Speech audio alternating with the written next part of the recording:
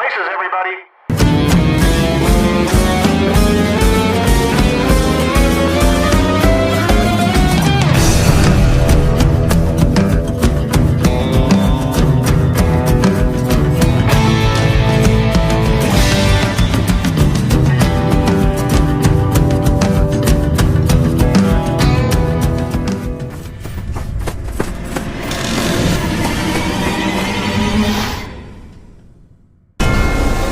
Ladies and gentlemen, welcome back to UNSUNG.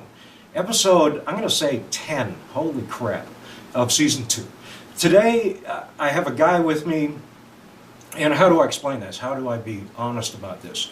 Probably one of the most informative influences, certainly in an epoch of my life where I had a lot to learn, and somebody was patient to let me learn it. Of course, you know that this guy's done a lot of great work and curated, masterful, and I am honored and glad he showed up today. So, ladies and gentlemen, without further ado, Ray Montana. Ray, how the hell you doing? I'm good. Good. I'm good. Doing well. You're looking good. I feel good.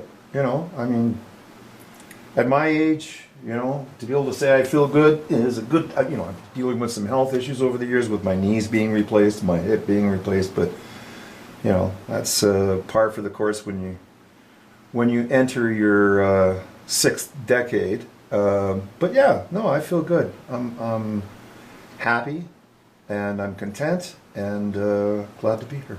That's good. You know, when I met you at the front door today, I didn't know how you were doing, but you smelled like $1 million.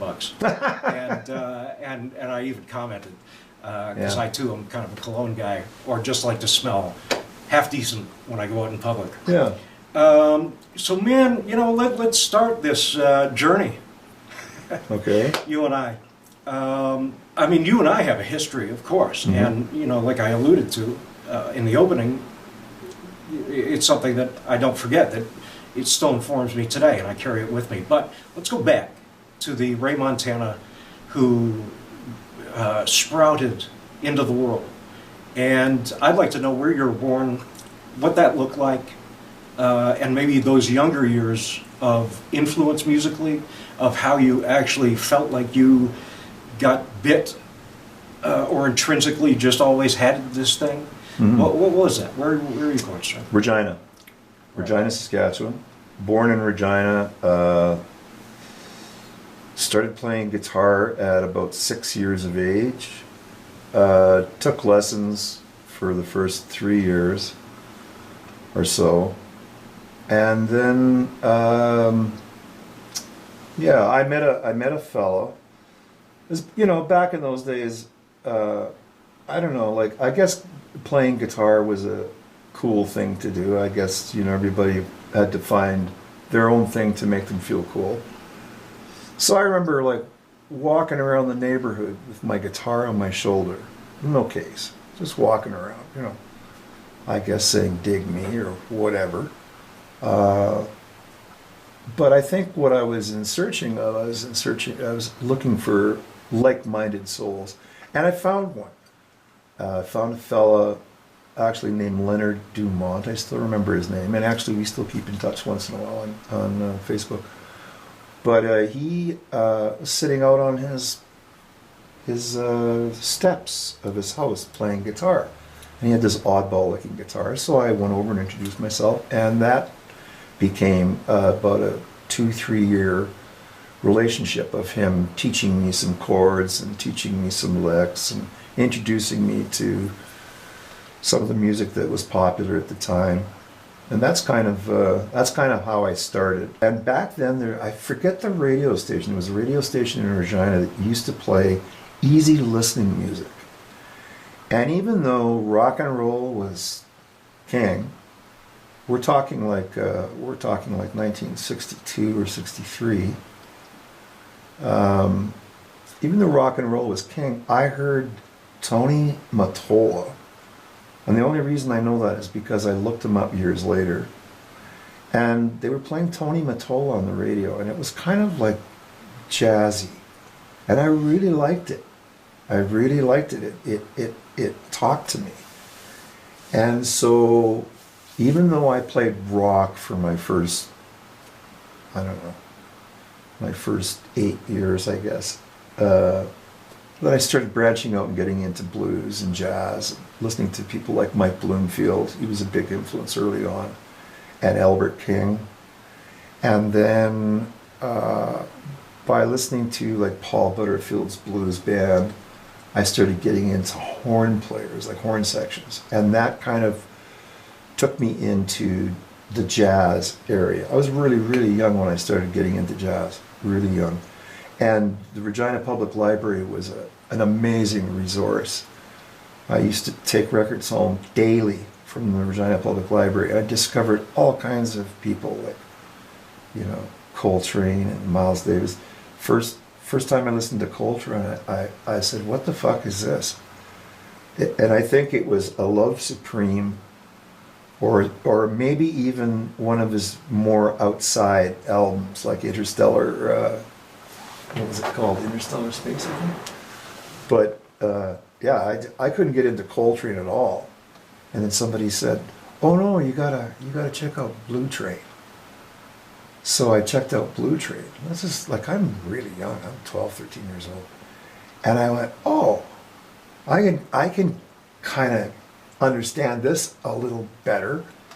I wasn't playing it much. Well, I was the blues, the blues stuff I was playing. But the jazz stuff was beyond me, of course. You know, I'm really young and I hadn't been playing that long.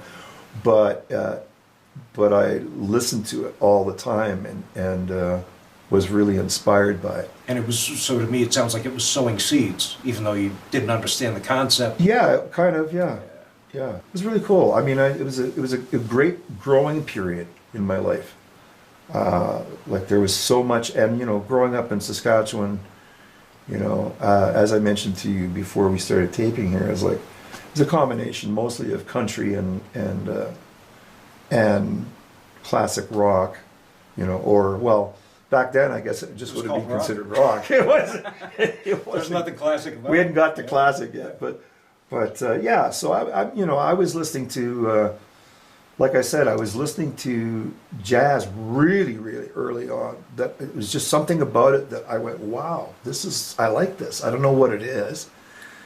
Years and years later, I found it, and then I started getting into guitar players like Grant Green and Kenny Burrell. And oh man, there's so many. I still remember the first time I heard Pat Martino. It just blew my socks off. And so, I don't know if I'm fast forwarding too much from this point. Let me know if there's anything you want to interject. But you went on to study with Lenny Breau. Well, I attempted to. Okay, explain that. Well, okay, so I was about 19 then. And I had met, like country was really big, you know, in Western Canada back then. You know, you've heard the old expression, I was country when country wasn't cool. Well, I kind of was, but I kind of got put into a situation where if I wanted to gig, I had to play country. So I met a guy named Ron Halderson, and Ron was playing with Gordy Tapp. I don't know if you remember that name. Some of your listeners will remember the name Gordy Tapp. He was on, I think it was called Country Jamboree or something on TV, and he was a great entertainer, like a really well-respected, well-known Canadian entertainer.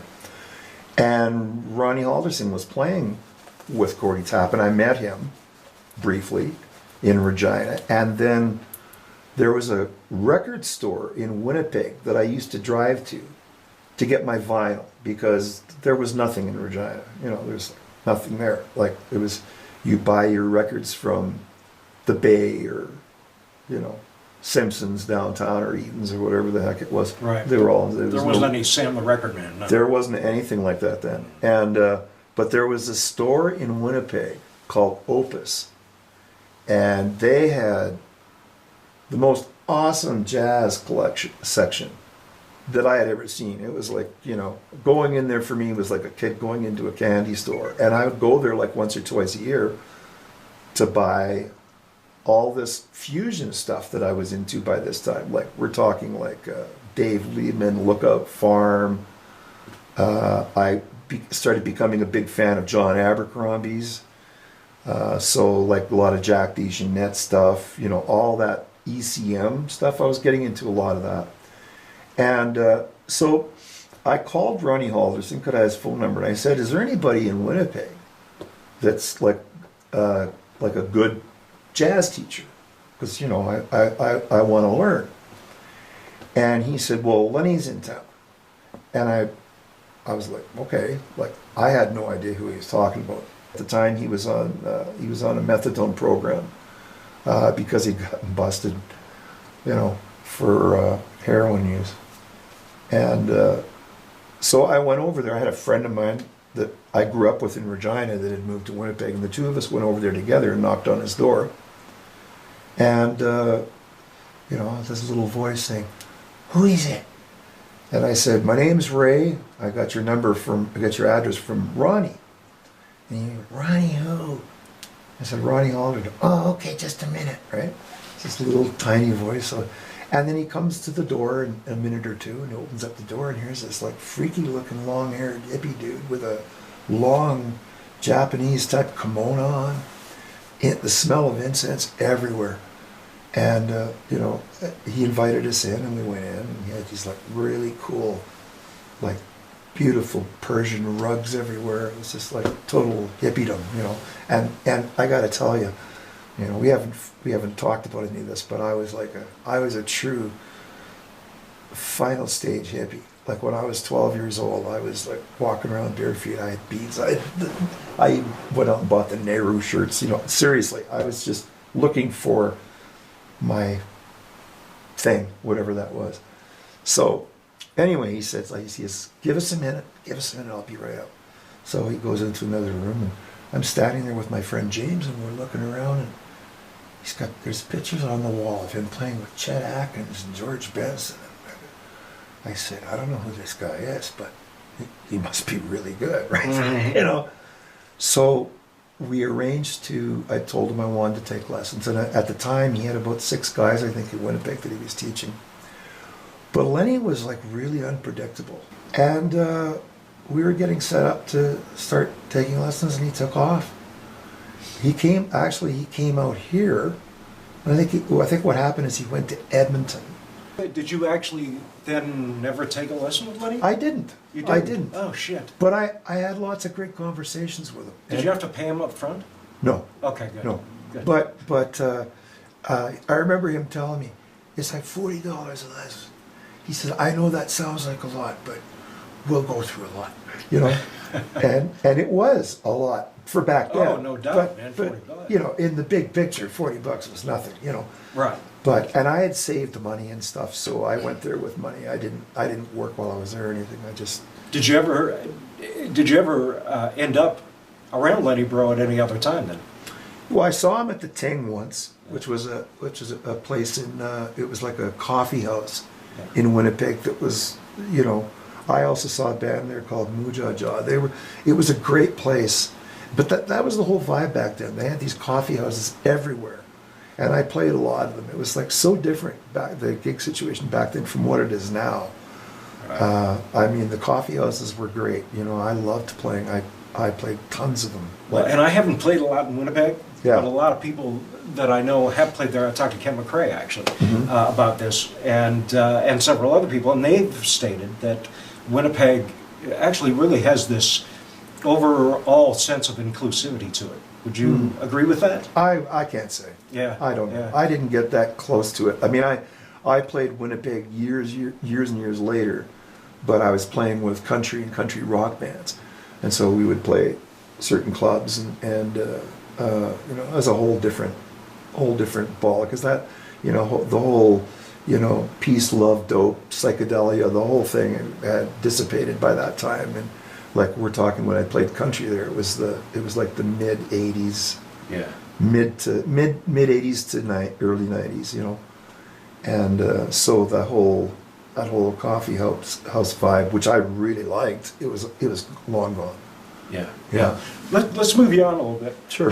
Just up to, not current day, absolutely, but when was there ever a moment in time or a certain epoch, of your existence where you started to feel like, hey, I think I'm getting this?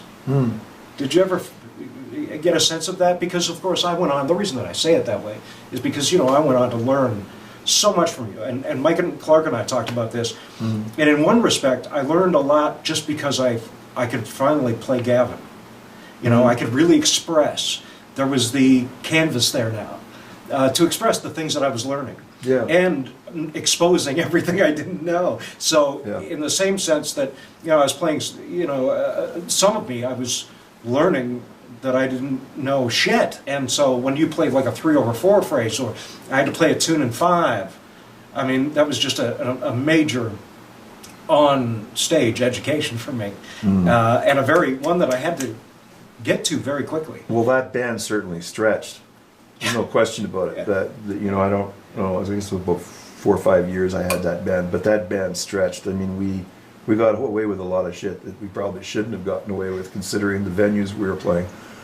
But we got away with it, and and it was fun. It was fun. It did allow you to be expressive, and it was a lot of work though for me, because I'd always been a sideman, and so I think I was mentioning this to you once before. That when you put your own project together, it's a lot of work. I mean, you're calling rehearsals, you're kind of doing arrangements, you're booking the band, but when you have product out, it's way more. I don't know if you remember this from when we played together, but a lot of times we would do gigs and I'd have to go out a day early, just because I would be doing like TV interviews and radio interviews and stuff. And back then, even though it's not that long ago, we hadn't progressed technologically speaking to the point we are on now. We can do everything almost by phone now.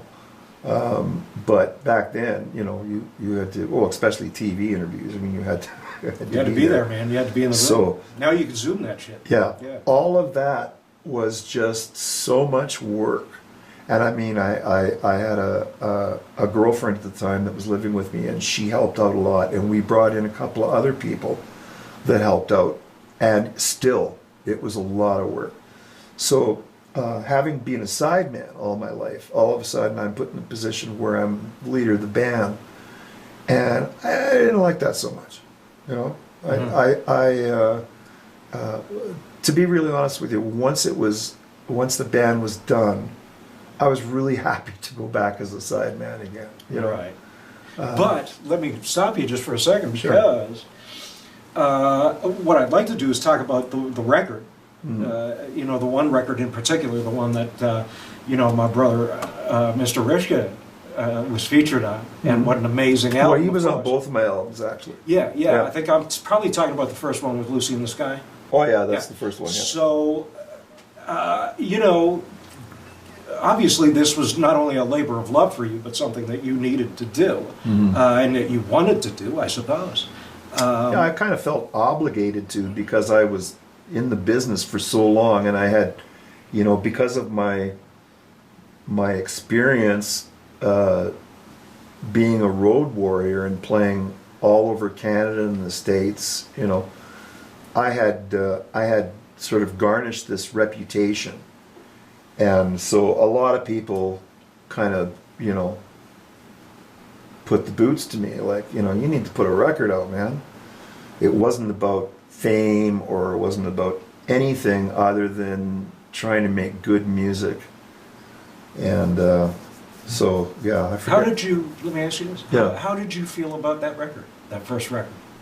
I mean, I can tell you how I felt, but more importantly... Yeah, I mean, it's like a...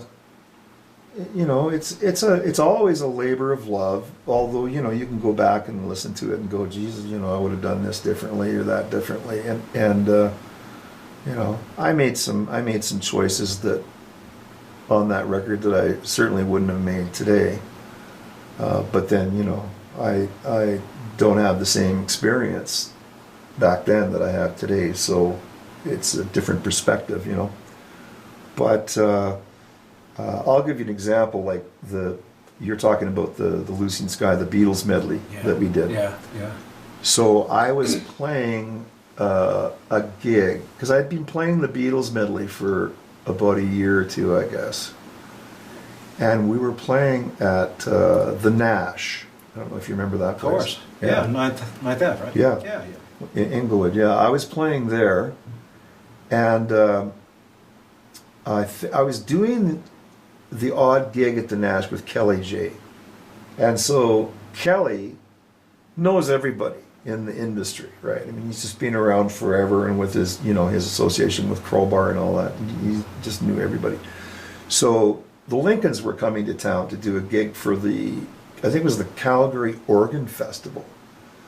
And they brought a huge band that gig. I mean, I'd seen, you know, some of my friends had played with the Lincolns, so I knew the Lincolns for years. I knew the history of the band and everything. But they'd never had a band this big. It was like, they had like a 4-piece horn section.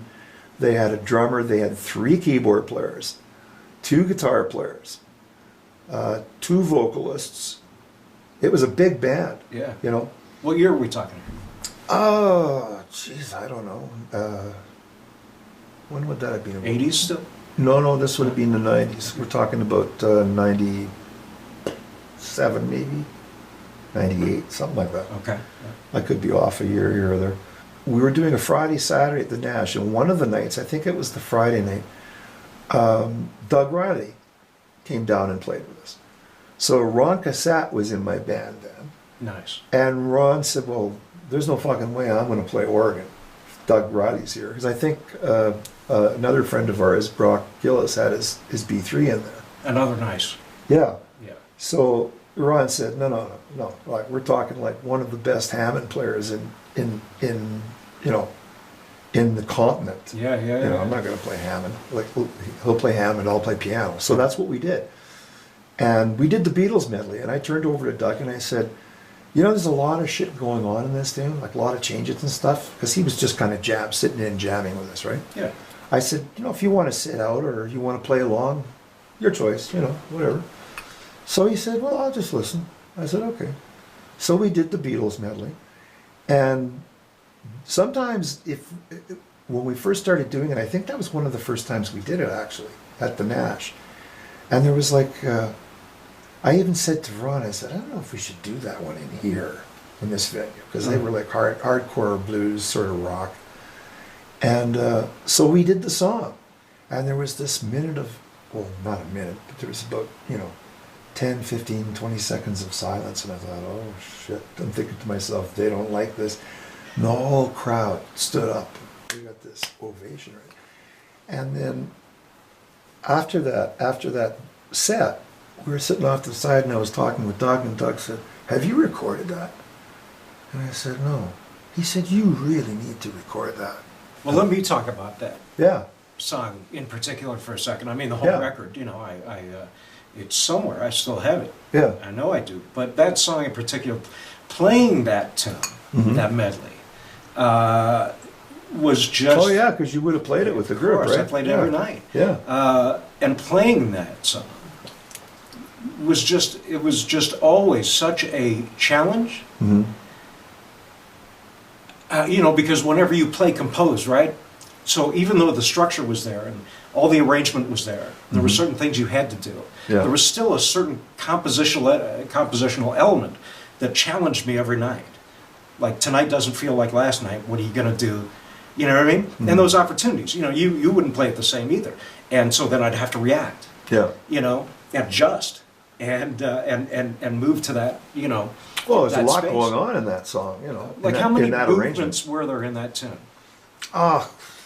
I don't know. Like 4, 5, 6 different... Well, it started off with a big rock thing. I mean, I haven't done it in a while. Right. It started off with a big rock thing, and then it went into swing, into a jazz thing, and then from there it went into a bossa, kind of thing, a Latin feel, and then from that it went back to the rock thing, and then more jazzy type stuff, and then more rocky type stuff, and then it ended up going into the second part, which was a combination of, I guess, rock and reggae. Right. Yeah. Yeah. It's kind of all over the place, you know. Yeah, but here's the great thing about, I think, the way in which you constructed that. It was never confusing, either for No. the player or for the listener. No, it flowed pretty It nicely. really did, man. Yeah. It really did. Yeah, it And- still does. You know, I've played, because of the, you know, I've played that song a few times with a 3-piece. And if everybody knows the song and plays, because that song really calls for, like, you got to play it dynamically in that arrangement, you know. And if everybody's on the same page and the chemistry is there, even a 3-piece can make that thing sound so huge. I remember doing that gig with Anji Rishka on drums, and we had a number of bass players that kind of came in and out of the band, and yeah, I mean, whenever you'd have an expanded band, like you'd hire a couple more players, it was great. It was just gave it more color, you know. Ron Cassette played in the band quite a bit as an additional player, and then Mike Clark came into the band and stayed in the band for quite a few years. And then we do some gigs, and we'd hire, God, you see, I'm bad with names. We were talking about this earlier. There's a percussionist that's really good percussionist, and I swear to God, you can have a 3-piece band, and if you add a really good percussionist, you can sound like a 6-piece band. Mm-hmm. Like you could, if you have a guy that knows what he's doing. I'm not talking about like a drummer that goes over and, you know, plays a little percussion. I'm talking about a guy that lives and breathes playing percussion instruments. A guy that can fill in the gaps of rhythm and Well, yet still add all the color that a percussionist would add Yeah, in terms of ethereal. It's all about rhythm for me. It always has been. I mean, that's why you see on both of my albums, you see a lot of Latin feels and world music feels, because I've played conga since like 1986, I think 85. I've played conga. So I did, like, on my second album, the first album, I did some of the percussion. And then we brought Brent Van Heusen in, and he played percussion. Great percussionist. Mm-hmm. And then my second album, I did all the percussion on that album. And I brought in like go-go's, and I rented this really cool cherrywood tongue drum from Long and McQuaid. You know what a tongue drum is, right? No, it's like they make them now. They make them in metal, and they make all different shapes and sizes. But they're basically, mine is a piece of wood about yay big, and it's got little slats on the top, and you can use fingers, which is what I did for my second album. I used my fingertips on it, but you've got to have, it's like, you know, the old I know what you're talking hot stove about. kind of thing. Yeah, You've got to I have know the what you're right talking pressure and feel. Mm-hmm. And I also used mallets on it too. But I loved that. I rented it from Long and McQuaid for the second album, and I loved the sound of it so much. I went back and they said, "Oh, we'll take the rental cost off if you buy it, and give you a deal." So I ended up buying. I still have it at home. I love that thing. Yeah. So yeah, percussion is really big to me. Like, always has been. Big fan of percussion. Always have been. Like anything, like Tito Puente. Gary Burton.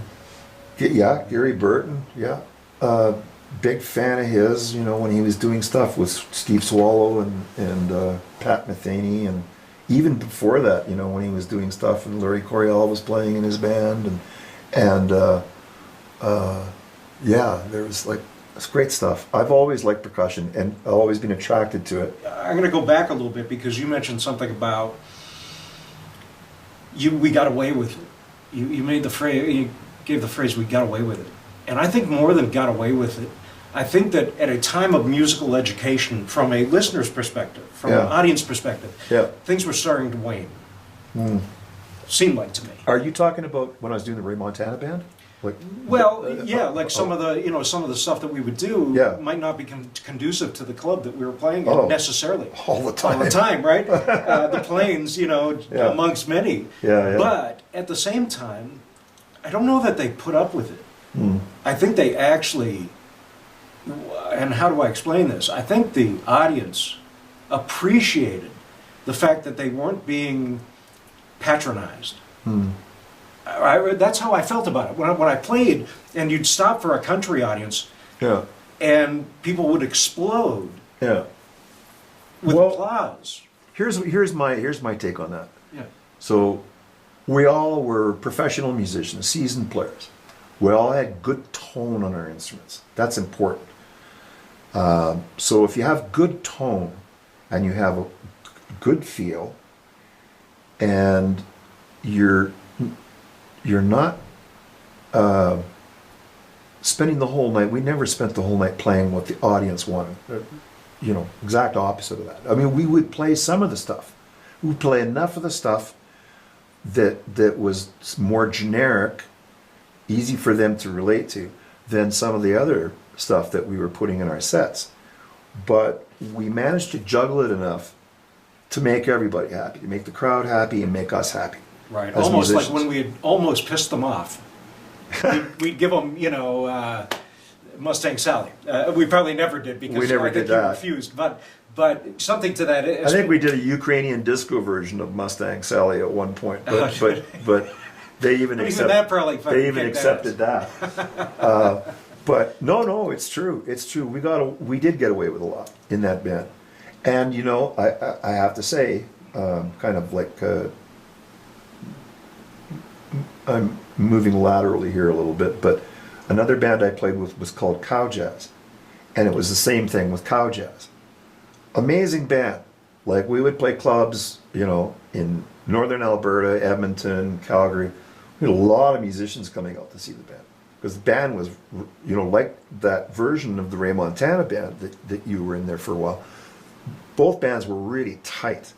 They were tight bands that were, we were playing so much back in those days that you couldn't help but be tight. Like, these days, it's tough because you play a gig and then, sometimes you might not play for another 2 weeks. And you're playing with different people all the time. It's not the same. There's no bands anymore, per se, as much as there were in those days. But Cowjazz was another band like my band, which was a great band, but we did just enough of the sort of top 40 country rock stuff. Right, we satisfied expectations, yeah. To a point where we'd get into some of these clubs, but because we were like a country swing band, we would do a lot of country swing, and they didn't like that. And it was disheartening for all of us because we knew we had a good band, but we were just, I think, in my opinion, I think we were ahead of our time that way. I think, you could do a band like that,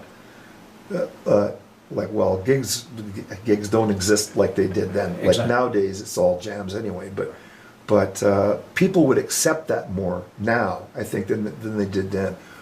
So we had to kind of it was a give and take thing, and we had to play more generic,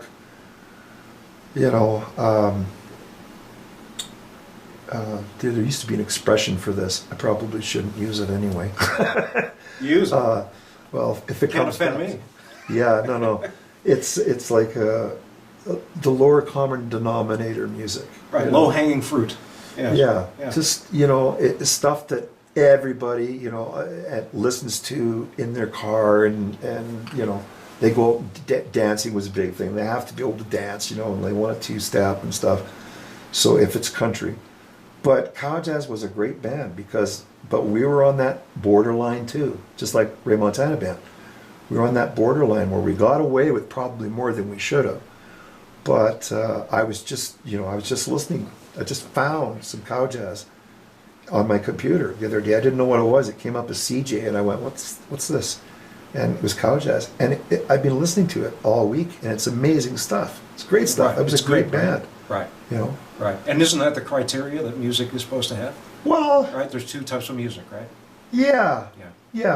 But you know what? I mean, everybody's different. I mean, some people, when I say it's a more generic kind of expectation from some people. What I mean is, like, some people, they want to hear the melody and They want to hear everything the way it is on the record, and I have played with some country rock bands that were like a jukebox. We played all the parts properly and stuff, and they were very popular. Now, Cowjazz wasn't like that. We were just like we were kind of like little warriors, you know, and I really appreciated that experience, you know. Right. And, you know, here's the thing, is that I don't want to lead the witness here. Yeah. But I can't help but blame you partially for my ideology. Yeah. For all the years that I went playing other music.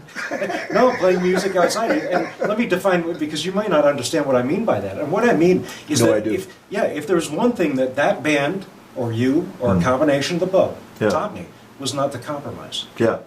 Yeah. And I was so appreciative, you know, we traveled together, you know, so we'd sit and talk in the car every once in a while. And that's what I got primarily from those conversations, was the fact that, you know, it seemed to me like you could care less, although a little, but less, what people thought, as opposed to at least giving them an opportunity to be educated and to hear music that was outside of this lazy paradigm that they had found themselves It was in. kind of a hybrid philosophy, though. I mean, like we did, you know, we would have people come up and say, you know, can you do this? Can you do that? You know, like just on a break or whatever.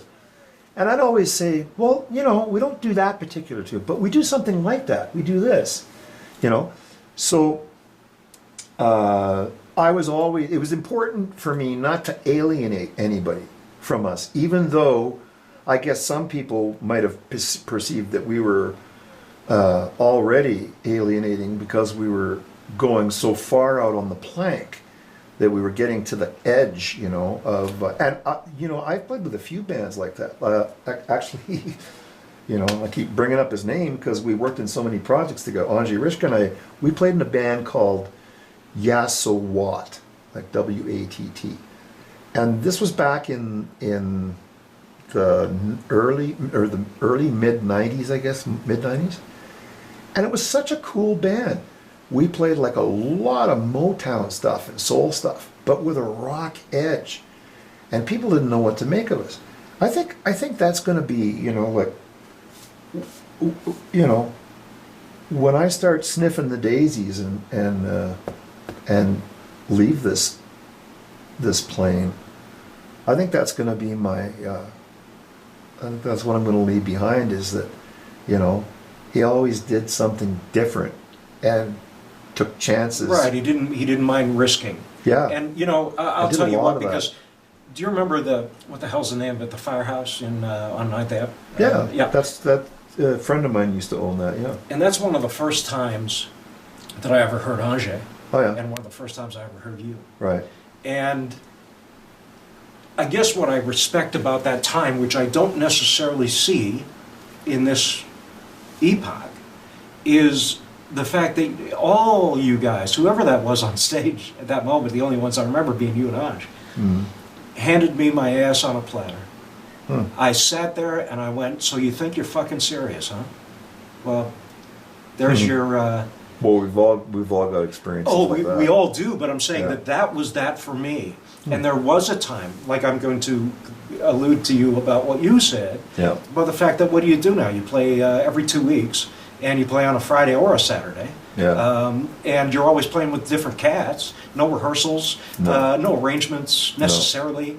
Everybody's getting up there and flying on the seat of the pants, you know? Well, it's primarily jam sessions now, at least, you know. Right, it is in almost a totality. Canada. I mean, I know it's kind of like that in the States too, you know, like, I mean, we should be lucky that, first of all, now that we've come through, it appears, I don't want to jinx any of this shit, but, you know, we've gone through 2 years of COVID, and it looks like we're on our way back to some little bit of normality in terms of the music industry, in terms of gigging. I want to say, I erase that, not the music industry, but in terms of live gigging. Looks like we're getting back to a nice place, but we're coming back with a different attitude, I find. It's because we haven't had it for 2 years, and people are starting to express verbally how much they missed it. and it's becoming more important than it was for those years prior to COVID. You know, I mean, we don't have bands rehearsing really anymore, like for the most part. I mean, you know, it's like I say, it's mostly jam sessions, but maybe that will start happening now. Like, I know that a lot of people are talking about projects, and you know, I've got some ideas of my own that I want to take forward.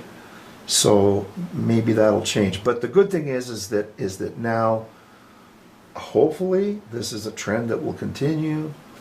I hope that everybody gets an opportunity to go out and play music. That particularly the people that really, really depend on that the finances from playing live music. Well, that's something. I was lucky because I didn't have to depend on it. So, you know, that's something I want to touch on with you. Because this gets to a little bit more than just the fluff, the superficiality of things that are, of course, important, like our playing and everything else. But this kind of gets down to the crux of it. I would love to hear, I don't know, our expression as musicians being valued again, being important to the discourse, either public, civic, national, international. That's how much I respect musicians. That's how much I respect artists.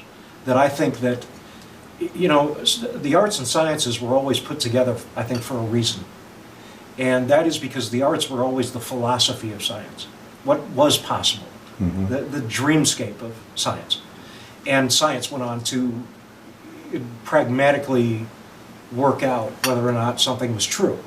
right. Or whether or not it was just a grand thought experiment. So that's a lot to say. I don't know. I'd just like to get your opinion on that, like where music has been, what we've experienced, you and I, in terms of the 70s and the 60s, into the 80s, which became hair and makeup, which For some, yeah. for some, yes, not for all. Flock of Seagulls comes to mind, shit like this. Yeah. And that's beginning of sort of the commodification that even Zappa alluded to in the 60s about the old guys with cigars versus the 20-year-olds with, nice fucking suits. Yeah. And it seems to me like he might have been onto something there, if not had. Well, Zappa challenged the industry. Somebody had to do it, and Zappa was always good at that. At laying out the truth when it comes to the music industry's shortcomings. He was always good at that. As far as your question about what's going on today,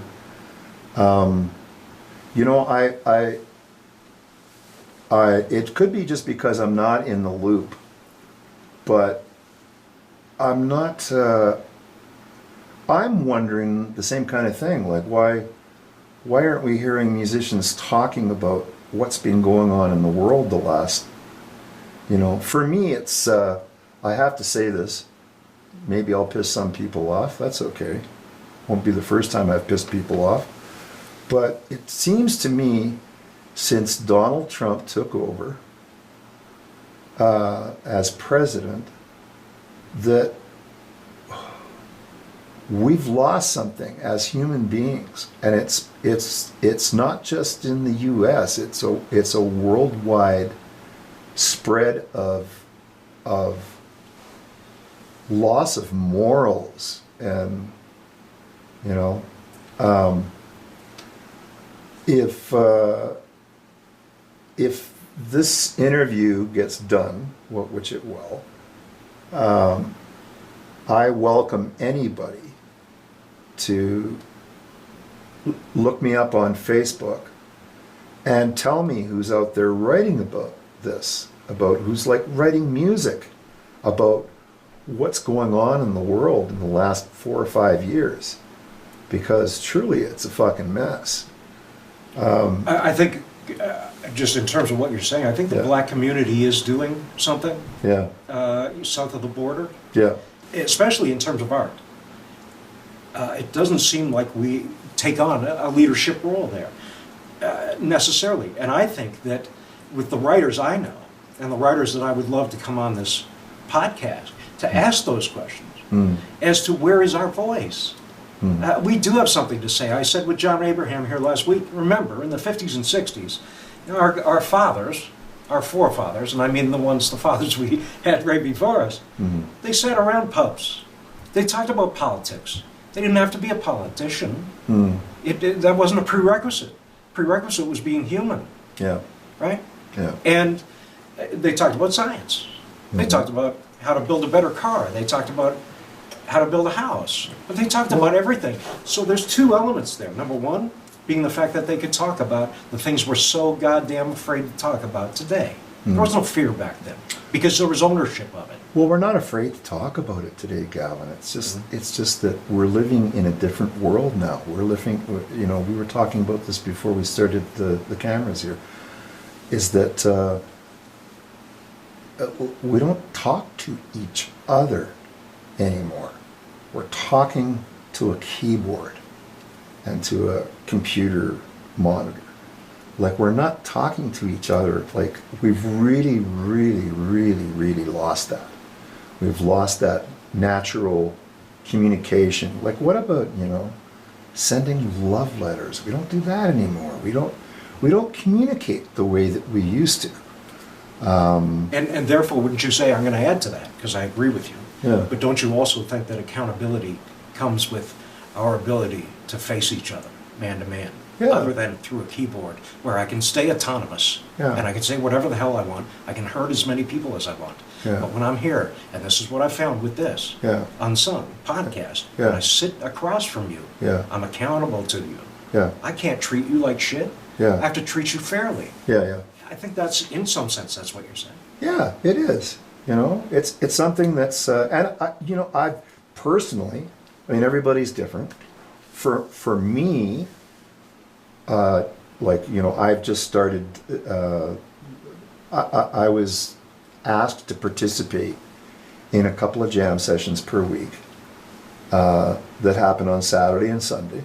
Saturday one being the McLeod's Public House Jam from 4 to 7, folks, on Saturdays. And then Sundays, it's the Brickwell Tap House from 4 to 7. And I've really, really noticed it's just so good to have human contact again. After a couple of years of, for the most part, just being stuck in this bubble. You know, we've all been in this bubble in one respect or another. Like, I have been lucky because, you know, like, I have, you know, what we proverbial reference to a day gig, and I love what I do. I work with adults with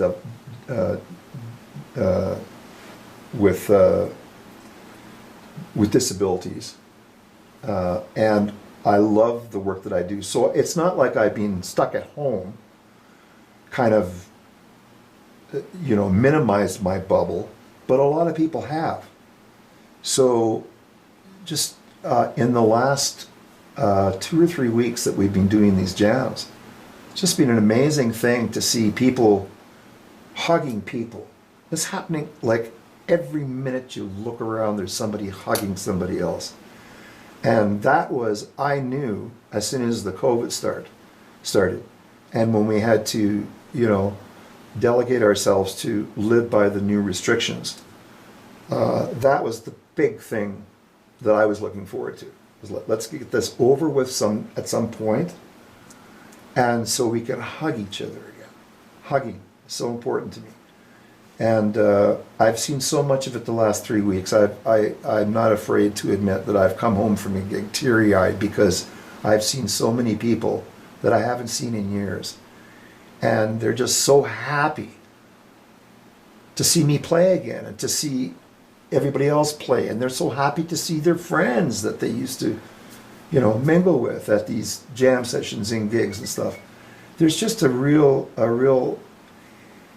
happy thing. I just hope that that vibe that I'm feeling from that, I hope it can expand to a bigger plateau so that we can get past this pissed off. To me, it all started with Donald Trump. Like all rules were off. You know, if you hated somebody, you could tell them, I hate your fucking guts. Like there was so much hate right from the point when he took office. That's my opinion. So, and it just permeated into this huge, like, worldwide hatred. And I think that's changing. First of all, we've got him out of office. That's a good thing. Are politics ever going to get on track? No. It's never gonna be perfect. It's never gonna be what we all want. Let me stop you just for a sec, because Yeah. you're saying a lot of things. Yeah. And so instead of, like, I don't want to have to walk back so far. I tend to do that. No, but every one of those things valuable and important, Yeah, yeah. and something that I would like to walk back and ask more questions about. Yeah. I think it's invaluable what you're saying. Right. So yes, I think that, you know, once again, politics is a top-down thing, right? So if your leader is in any way perceptibly narcissistic, then you can expect the population to go that direction. And I think that that's what's happened, as far Yeah. as I can tell, Yeah. is that from Donald Trump, and trust me, the history of, well, politics goes back to not the beginning of man, but somewhere around there. Even the tribe of 150 had a leader, but that leader was in complete context to the group itself. So it was in a geographical area of accountability. So it doesn't mean like you had to fly 3,000 miles just to get turned away. You were within the pond's reach, across the pond, from the tribal leader. Right. If you didn't like what was going on, you could go to him yourself exclusively and say, this shit can't happen, right? And there would be change. And why? Because 150 people weren't going to risk themselves even at the behest of a leader, right? And the people, everyone had a voice. Leadership, to me, I mean, and it's often been said, and once again, I think we've eschewed this, the fact that power should always be afraid of its people, not the other way around. Yeah. People should not be afraid of power. People we are here to make sure they do our bidding. And I don't apologize for that. It's just been flipped. And so when you talk about, I mean, I totally agree about, you know, Trump. And in terms of our perception now becoming more self-ish, more narcissistic, more internal, more individualistic, rather than community-based. You know what I mean? So now it's what's best for me, and we've lived this way for a while now. What's best for me, even at the expense of you. Yeah. And that's a problem. That's a big problem. I agree. Right, and I would assume that your work with the underprivileged or you know, people that suffer some mental incapacity in some respect has to give you some sort of understanding of how humans work. Because a lot of times, even the people we may consider not to have it all have been some of the most benevolent, loving, caring, ideologically sound individuals I know. Yeah. Do you find that? I do. Yeah. I do. I love what I do.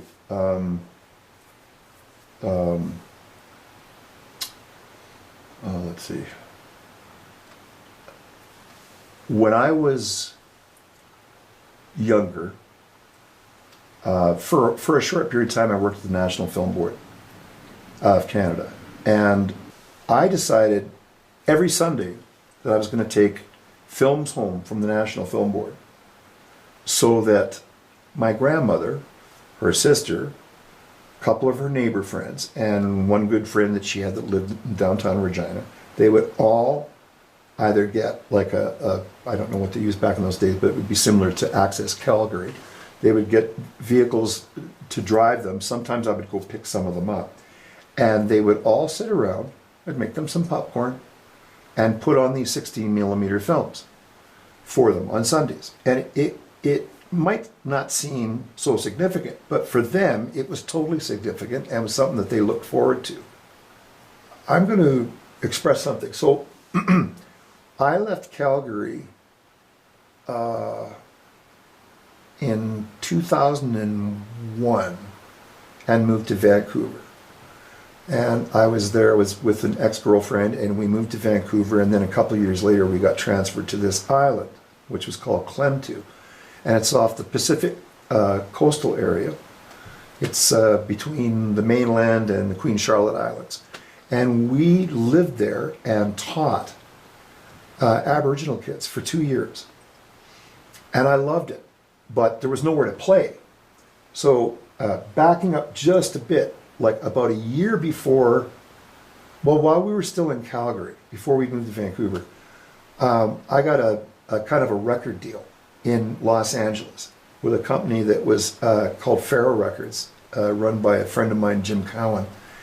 And he said, like, I just released my first album. He says, if you're ever down in LA, he said, let's talk about getting you distribution out there.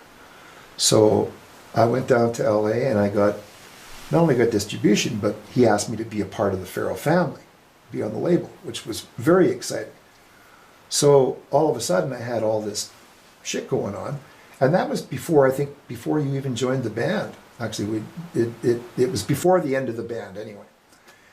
And so the whole point I'm getting to is that when I went to that island, I severed all the ties with Jim because I said, well, there's nowhere to go out and play to promote my albums. I said, there's no point in doing that anymore. And I had no gigs for the 2 years we were there. There was nowhere to play. Then we moved to northern Alberta in small communities. There was nowhere to play. I didn't play for about 6-7 years. And when I came back to Calgary, I started eventually getting gigs again and started getting back into the role thing, but I didn't play for a long time. The whole point of what I'm getting at here is when I moved to northern Alberta, I thought, I made an appointment with a high school there. I was going to teach music at this high school. And I saw an ad in the local paper that said, work with the elderly, like it was an opportunity. And I thought, I would love that because I grew up with my grandparents. I remember doing the film nights on Sundays. I loved and respected my elders. Let's get back to what we were talking about earlier. Mm-hmm. So I did that for about 4 years. I worked with the elderly, and it was hard work, but I loved it. I loved working with that. And then when I left northern Alberta and came back to Calgary, I kind of went into working with adults with developmental disabilities, which was kind of an offset. And I had done that before I left Calgary in 2001. I had worked in this field for off and on for about a year. So I kind of, learned the ropes in that respect. And when I came back, and that's what I've been doing ever since. And I love working in the field that I am now. Can I ask you a question? Sure. So I want to walk this back just a little bit because I was around during that time when you had the record deal. Yeah. And it seems that, let me ask you, was there some sort of thing that was disappointed in you during that time that had any bearing on you necessarily leaving the music community as perceptively as I saw you do it? Well, it was no, it was just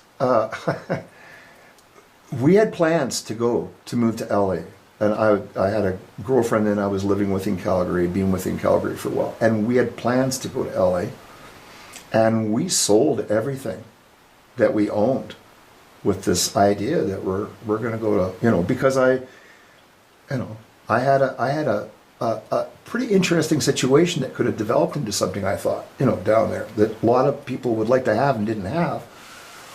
But 9/11 happened. And when 9/11 happened, really both of us, I had kind of sponsorship there, so I could have got across the border maybe, but she couldn't get across the border at all. So we had to sit down and rethink our future. Like, well, what are we going to do? We can't go across the states. They won't let us in. So we chose Vancouver. So we moved to Vancouver. And I was kind of cocky. I moved to Vancouver because I was like working 7 nights a week here if I wanted, and I was doing sessions, and I was teaching a little bit. So I was working. Well, that's the thing. We were working with you, Mike. Yeah. What's his name? Bass player? Great. Great. Yeah. And myself. Yeah. We're working with you. Yeah. When you, I guess in a sense, I mean, the way that I perceive it is only that you sort of walked away. Yeah, I kind of did. I just folded the band. Yeah. And I always wondered about that because I had no closure. Yeah. No, at least definition as to why that happened necessarily. Yeah. And so I always wondered about it. Yeah. And I always wondered then, because I had nothing else but wonder, Yeah. if it had something to do with the deal that you had gotten in LA. No, not really. No. I mean, you know, it. Sometimes when you get a lot of opportunities, it can just sort of add to the mayhem. You know, and as I said before, you know, I was already like kind of leading a band, and there was a lot of things to do, a lot of things to take care of, and then all of a sudden, you know, you've got this to look at. And we had opportunities to go down to the States and play gigs, and I remember Mike couldn't go to some of them because it was he was teaching music at the time in Calgary, so he couldn't just up and leave. Like today, he probably could, you know, because he's in a different situation. But it was tough. I had to turn down a lot of stuff, and I was, you know, it was time to let that thing go. And it had nothing to do with the thing in LA. It's just that it was time to let it go. And we knew that we were kind of moving. We had different sort of, we had a different idea at first where we were going, but it didn't turn out that way. And so it had nothing to do with any particular thing. So there was no necessary disillusionment. No. Okay, because No. I was always under the assumption that there might have, and I was never. No. I mean, I always championed. You know, I mean, right in L.A. Yeah. seems like, you know. I was excited as hell when, you know, the day in LA, for example. Oh, fuck, what a great day. So we went out and had lunch with Jim, and all that happened. And then my girlfriend at the time and we were on our way out of town, heading to like San Francisco. And we stopped at Norman's Rare Guitars. I don't know if you've ever heard of that store. Very famous guitar store. Very famous. They've been around for eons, and you know, Norm's a big time guy. I mean, he looks shoulder to shoulder with all the big guys, you know. And so he's not always in the store, but I went into that store because I'd heard about the store for years, and I'd never been there. And I gotta go to this store. So I went in, and Norm Harris was there. We started talking, and I said, I heard you're a big Beatles fan. I said, here's a copy of my CD. And I said, I think there's a review of it in the new Vintage Guitar magazine, because I hadn't seen it yet. And he said, oh yeah, just hang on, I've got one right here. Pulls out the Vintage Guitar, and we both, for the first time, read my review in Vintage Guitar magazine, which was a stellar review. And so he says, whoever, one of his guys that worked there, he says, you know, so-and-so, put on track 4 or whatever it was, the Beatles medley, right? So here I am, sitting there talking to Norm Harris in his store, listening to my Beatles medley cranked in the store. And he just loved it. So I gave him a CD, and he gave me a copy of his book. It's this wonderful book. It's like a $100 book, you know, it's like, and it's got, at the time, so this would have been 2000 and, no, this would have been about the year 2000, I guess. Amazing book with pictures of his collection, which are like worth multi-millions. He's like, you know, 50, you know, 50s Tellys and Strats and Gibson Les Pauls and Gretches and everything. And he's like he's an amazing collector. And he's, you know, like a lot of the guitars that you see on the movie Spinal Tap, they came from Norm's store, right? So he's done a lot of movies and stuff like that with the guitars. But yeah, the whole California experience was good. But, you know, when we moved to Vancouver, I thought, well, you know, I'm working like constantly in Calgary, and I got a lot of friends in Vancouver. I'm not going to have any problem finding gigs. Wrong. Nothing. There was nothing there. I talked to Steve Dawson, a friend of mine, guitar player, and he said, you know, that's why we're always out traveling, because there's no gigs in town. Jerry Doucette, who'd been a friend of mine for quite a few years, Jerry actually called me up one day and asked me if I wanted to put a country band together with him, just so that we could be playing. Wow. I said, country? No. And then I actually ended up in a country band with, you know, a guy that used to play drums for Trooper, and it was all like rock, sort of rocky guys that I just, yeah. I didn't really want to play that They music. were playing music to keep their heads above water, playing country. Yeah, you had to, like, it was all country rock gigs. You know, the whole blues thing wasn't really that, it was just suffering.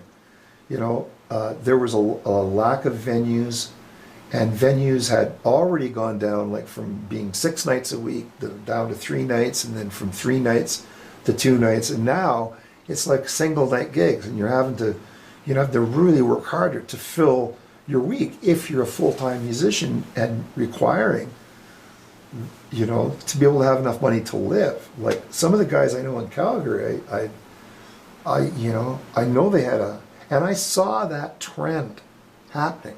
Me too. When I was in Vancouver, I saw the trend happening, and that is why I found another, you know, vocation. I saw it in Calgary. You remember Brian Zarnicki? Yeah, Yeah. Brian and I used to talk. I miss Brian so much. Oh, me too. Me Yeah. too. I was with him, you know, we were gigging up until about 6 months before, and then he wanted his own space. Yeah, yeah. And, yeah, I love him. Him and Yeah. I used to talk about every 6 months, and we would see a new denigration, meaning a club had gone, or a club had gone down to 6 or 5 nights instead of 6, and about every 6 months, we would see a renewal of this moving of the marker post. Yeah. You know? And so when the scene came back, the scene never came back to the original. So the scene would denigrate, and then it would slowly start to make its way back, but it would stop shy of that marker. Mm-hmm. And then it would, once again, suffer something. And it would move back, but it would never move back to this new normal. Right. It would stop here. And so now you've almost got this pushback to where you're at a jam culture now. And there is none of this live playing, this vibrant, alive, Electric Avenue, perhaps, whatever you want to call it, sustainable, valuable scene happening, where there was that, you know, where you know, you say that your friends come out now and they give you a hug, and you almost want to cry. I mean, I can totally understand it. People so badly want to be together again. Yeah. True. And yet our scene, and like you mentioned, you're hopeful, or you hope that whatever we have now doesn't tank, for lack of a better term, that it grows, Yeah. that it exponentially grows, that it blossoms into this beautiful flower. I think that it can, but I think that necessarily is going to take something that we haven't kept ourselves accountable to, and that is that it's going to take each and every one of us to start to talk and to dialogue on what we do want. Yeah. We're going to have to learn how to dream again and make dreams come true. Well, I think what it's going to take is I dig what you're saying. I think in order to get, like, we're kind of in a funky place right now, because really all there is like jams. It just seems like that's all there is. I mean, there's the odd, you know, 2-nighter rock gigs at some of the venues I play at, and you know, there's these odd, and they're starting to come back, and there's people are starting to work and stuff. But it's like it's not the way still not the way it used to be. Like, I don't know if you remember when you were in my band, but I used to take dressing up on stage very seriously. I remember Like, the pants. Give them something to look at, not just to listen to. Give them something to look at, and we don't do that anymore. It's like all the jams and even the weekend gigs. You know, all the guys are showing up in T-shirts and you know, jeans. It's like, I used to always say, if you come into a club on a break You know, I mean, this I'm talking about a few years back. You should be able to go, there's a band member, there's a band member. That girl over there, I'll bet you she's the lead singer of the band. That guy over there, you know. And we can't do that anymore. We've lost that. We've lost that whole showmanship thing. As much as some people might not agree with me, back in the 70s and 80s when we actually had show bands come into the bars and the clubs, and a lot of them would play for like at least 3 nights, if not 6 nights. You had like a band that were doing costume changes every break. They'd come out, every next set they'd come out in a different outfit. They had like musicians that were multi-instrumentalists. That, you know, might have a guitar player that puts his guitar down, and then the keyboard player goes into a clavinet thing, and he'll have his guitar down and he'll start playing the trumpet parts with the sax player, and they got a horn section all of a sudden. Like, it was just a show. And I always appreciated that, because to me, it said to me that these people are serious about what they're doing, and they're putting a lot of work into it. Not just visually, but also musically. Like some of the arrangements I heard from some of those bands, those show bands, there was, you know, there's a reason that, you know, one guy got hired as music director and got paid a lot more, because that's what made them sound unique. High level, Vegas style shit. Yeah. Yeah. So in my own little way, when I had my band, that's kind of what I tried to do. Just by doing little arrangements, like with some of the songs, because you probably remember, you know, it wasn't just the Beatles medley. We had other tunes that we were doing too, that we had special arrangements on and stuff. Whiter Chappelle. Yeah, well, that was pretty standard. That was kind of straight ahead. But that was pretty straight other ahead. stuff, yeah. But, you know, we did like, you know, we did, I can't even remember, we did some blues and funk stuff that we had like arrangements on and stuff. And it was you know, people could always tell that, you know, they might not always like everything we did, but they could tell, oh, they've obviously put some work in. You don't get up and just jam that shit. Right. They couldn't argue the point that that we were at the top of our game in terms of at least the snapshot of where we were at that moment. Yeah. And that we were trying as fucking hard as we could. Yeah. Because we cared. I think we all cared about the instruments we were playing, and I think that there was and I think I'm fine with it, a collective ego around that band. That we just wanted that band, that entity, to be good. Yeah. We didn't care about ourselves as much as we cared about each other and what the music sounded like. Chick Corea expresses the same thing. Mm-hmm. He'll joke with his musicians, and you know they laugh all the fucking time. Yeah. But when it comes down to the music, and I think that that's what I respect about you. Mm-hmm. When you talk about, you know, the fact that people don't do that anymore, that doesn't exist. I mean, there are so many reasons for that. I think that it's somewhat. It would take too much time in this podcast to go through every one of them. Yeah. But I think culture changed, the money changed, undercutting changed, and our society started to shape itself differently. The internet came in and drew us into our homes as opposed to out of them. Drunk driving laws became different. You couldn't. You're totally right about that. I mean, that I've always said that the demise of the 6-day week was due, in my opinion, was due to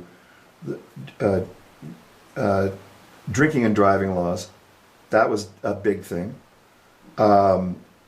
Yes, the beginning of the internet and access to YouTube and channels like that was part of it.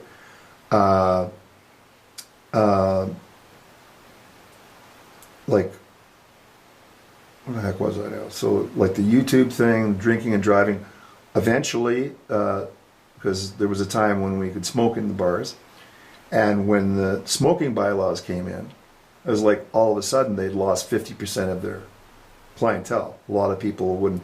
And add to that, the price of liquor had skyrocketed. So it was, I mean, much easier and legally safer for someone to drive over to the liquor board store and buy a 12 or a 24 pack or whatever that is that they drank and take it home and turn on YouTube.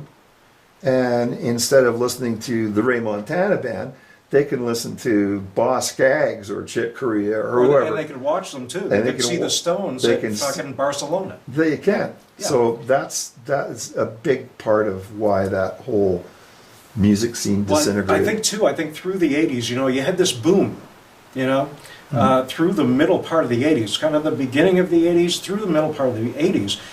And I think that part of it may have been is that, trickle-down economics weren't trickling down the way we thought. So when you get to you also get to kind of the end of rock and roll. You get to the end of, and what I mean by that is you get to the end of Livewire. You get to the end of Frankie and Johnny's. You get to the end of all these clubs that were sustainable on a primary source of genre and sustainable economics. And when those start to bleed themselves out, then you get the loss of the music even itself. There's at least an observance of that to me. And so the question is then becomes, when that happens and we observe it, we watch it in real time, in the 80s and the 90s, decline, and I don't apologize for that word, you ask yourself, what then happens to the artists themselves? What does that... what effect does that have on the artist? Well, I'll say one thing. I know that when I remember playing. I played with this marvelous band called the Maru Brothers, and we played at, for example, Longhorn Saloon in Calgary when it was still there. And there'd be the place would be packed. There'd be 500-600 people on a Monday night, Tuesday night. It was crazy, and so. One of the things, how it affected bands, was when those 6-nighters went down to 3 nights, and they're out on tour, then the leader of the band, normally, has to put all of his guys up in hotels on Monday, Tuesday, Wednesday. Well, that became a cost-demolishing concept. So they can't afford to put up their band. So now you've got to find gigs where either your guys can stay at home or with their families, and then add to that just all these changes in regulations about drinking and driving, which, believe me, I think were a good thing anyway, because there was probably too much of that going on. And I don't drink, so I haven't drank in a long time. So I'm a supporter of that, but at the same time, it affected sales and everything got down to nothing. And it was once the drinking and driving bylaws even affected once the big clubs started closing down, and a lot of them closed down. Then you get even when they were still there though, we'd start getting these little neighborhood sports pubs and little pubs everywhere, and people would stay in their own neighborhood and they would walk to the venue and then stumble home after. They don't have to worry about running somebody over at 2 o'clock in the morning. So it just became the norm, and it's kind of sad to sit here and talk about all this, and I wish that some of our young players today, could have witnessed what we went through, how crazy busy those huge clubs were. And I also wish that they'd gone back a couple of decades and experienced the coffee house situation. But they haven't, but they can still find it all on YouTube, which is the one good thing. They can experience it, secondhand. Right, they can get the information at least. Yeah. And here's the thing, and I know this might sound altruistic, might sound romantic, but it's, you see, because you said the same thing, it's kind of sad, and I would agree with you, it is sad. This podcast and what I'm doing here, I guess what I'm doing here, who cares about a podcast? What I'm doing here is not for the sake of sitting around and feeling bad, but there is an element to that. And if I don't allow for that, I will be completely disingenuous. Yeah. I have to allow for sadness. Right. It's just the truth. But if I just want to stay in sadness, it's not going to do me any good. It's not going to do you any good. It's not going to do anybody watching this, or even the civic population that I live in, with all the great fucking artists that are in this city, it's not going to do anything for them either. Ultimately, my desire is for renewal. And renewal, not the old coming back. Something, whatever that looks like. I have no control over that anyway. I don't, you know what I mean? I don't know where it's going to come from. I don't know how it's going to happen. But I think it starts with dialogue. I think it starts with even reminiscing, even remembering the day when. I mean, Ray, here's the thing. We could go, I mean, because I always knew this about you, and it's a goddamn shame, if I want to be sad again, that you and I didn't sit around more and talk like this on the road. But not only that, we were engaged in a process that we felt good about anyway. We were, every night, I couldn't wait to get on stage. I mean, maybe by the third set, somebody had one too many beer, once in a while. And I was babysitting. But and we won't go into specifics there. But I'll tell you what, it was such an amazing experience to me in the growth of a intermediate player, you know? Well, you know, here's the thing. In the whole sphere of what we're talking about, and we mentioned the word sadness. It's just shit happens. Things change, you know. They always have, and they always will. We're at a point right now where things are looking pretty good compared to what we've just gone through. You know, are they going to go back to the way they were? Are we going to have bars packed? We're never going to have bars packed 6 nights a week. We're never going to do that again. You know, we won't. But we will have we will develop our conversation amongst each other as musicians. That's going to develop, and that is going to continue and grow into who knows. I have a concept that I would like to do at some point. Absolutely, and I want you to get to that concept. I think people would be interested. Sure. Yeah. Well, it's something that's been burning in my brain for a long time. So when I came back to Calgary, I think I came back here in 2010/2011. And it was something that I wanted to try, but I was pretty convinced back then that there was really no venue to attempt this at. So the concept, I've mentioned this to a few players that I've played with, and they all kind of like the idea. But you know, it's like there's so many jam sessions happening. Like in the band Yasso, that we used to have, usually once a night, we would just create a tune on the spot. So a lot of, you know, eye vision, calling out changes, you know, 4 minor, you know, like 5, you know, whatever. Right. So it's not like jamming. So I call it spontaneous composition. That's my own little word for it. Mm-hmm. And it's like, because I remember at Morgan's, when we did Morgan's Pub Jam there for about 4 or 5 years, we used to do that occasionally. We would do that, and then people will come up and say, that second song you did, what is that? I want to go out and buy it. Well, it doesn't exist. You know, now that you mention it, it probably would have been lost in the annals of my memory. But now that you mention it, I remember we probably did that going through that process. Yeah. We did it for a long time. You know, we did it, but we really didn't do it. Like we did it occasionally. Of course, if we had done it, you know, all the time, we would have been driving home sooner than we thought. But think about the catalog we done. Yeah, but you know what? I did a jam just before COVID. I was doing some jams out in Turner Valley, and we did that a couple times out there too. You know, I've got this one little pedal that I have. Switch it on, and I've got it all set up to sound just like a Rhodes piano. So it was Ray DeHane and Sam Downey.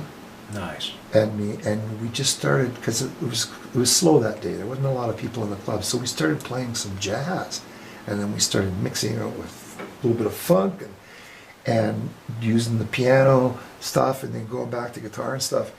and like you'd get ideas in your head for the changes, and so you communicate those to the bass player, or bass player would have some ideas, because when we were in Yasso What, everybody got a chance to express how they wanted a particular, like sometimes Andre might start a song with a certain groove, Yeah. so he would inspire us to work with He'd that begin groove. the composition. He Yeah. would begin the Yeah. composition. Yeah. So that has been something in my mind for a long time since I moved back to Calgary. I'm still not 100% convinced that we can go into a club and do that, but I have done that in rehearsal spaces and stuff with other people, Yeah. and it's an amazing thing. It's like the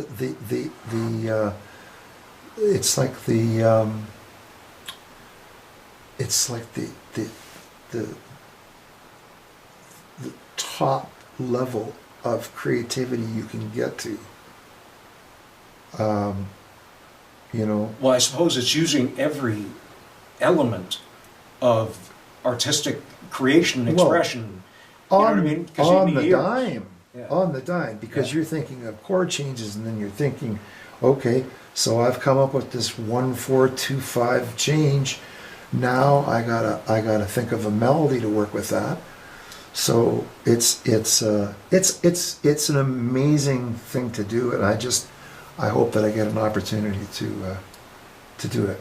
In a Yeah. performance aspect, as long as it's in the right hands. You know, Yeah. it's kind of like going to watch Jackass and then jumping off a 5-story building. What Yeah. a great fucking way to learn. Yeah, You know what I mean? Like, what a great way to be put on the spot yeah. and have to, you know, and because then it becomes obvious what Yeah. your level of ability. And that's the challenge, like you just said, being put on the spot. So there could be a venue in town somewhere that I haven't reached out to anyone about this idea, other than a few musicians that I've got an ongoing rapport with. But you know, there could be a venue in town. Maybe it's a Starbucks somewhere, or maybe it's a bigger club, or maybe it's like certainly not going to be a huge club. It's going to require a small listening audience, and where you go in and there's no charts and there's no preconceived ideas of what you're going to do, but you know you're going to make really interesting music, and you're going to